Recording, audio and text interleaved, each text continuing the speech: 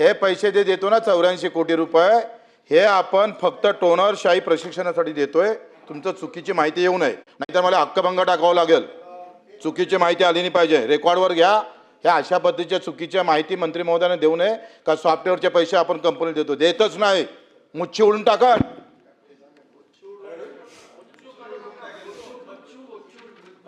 आता मी ग्रामपंचायत कर्मचाऱ्याचा विषय घेऊन येतोय.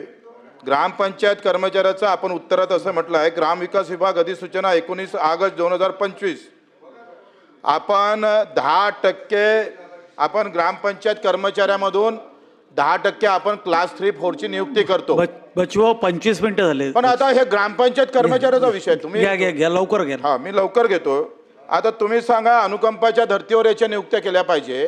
हा ग्रामपंचायतचा कर्मचारी त्याला 10%तून क्लास 4 क्लास 3 देणं गरजेचं आहे. आणि आपण तो शासन निर्णय पण केलेला आहे. ते दरवर्षी नियुक्त्या करणं गरजेचं आहे. रिक्त झाले का त्याच्या नियुक्त्या झाल्या पाहिजे. त्या रिक्त जशा होते तशा नियुक्त्या आपण करणार काय. आणि 3 वर्षापासून बंद पडलेली जी प्रक्रिया आहे ते लगेच सुरू करावी. पहिला प्रश्न.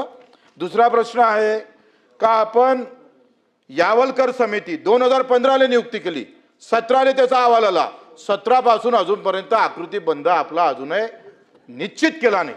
तो किती दिवसात करणार? 10 दिवसात, 15 दिवसात, 1 महिन्यात? त्याची आम्हाला तारीखवार दिलं पाहिजे. तिसरी गोष्ट आहे का मुख्यमंत्री महोदयांनी हे मीटिंगमध्ये स्पष्ट सांगितलं होतं का तुम्ही वसुलीची अट ग्रामपंचायत कर्मचारी म्हणजे जो सफाई करतं, पाणी सोडतं, तिकडे दाखले पुरवतो, त्या बिचाऱ्या कर्मचाऱ्याला अट काय लावल्या यांनी लक्षात घ्या. बीडीओला अट नाही, ग्रामसेवकाला अट नाही, कर्मचाऱ्याला अट आहे. वसुली करावं लागेल 80%. उत्पन्न असेल तर तुम्हाला देऊ. वाह, बड़े शहर है तो डर जाते हो और छोटा आता है तो उजागर बन जाते हो. वाह. म्हणजे तुम्ही सांगा, त्या बीडीओचा काही संबंध येत नाही वसुली, त्या ग्रामसेवकाचा काही संबंध नाही, सरपंचाचा काही संबंध नाही, आणि कर्मचाऱ्याला वसुलीची अट, उत्पन्नाची अट, ती अट न ठेवता, कुठली अट न ठेवता त्याचं मानधन त्याला दिलं पाहिजे, त्याचा निर्णय घेतला पाहिजे.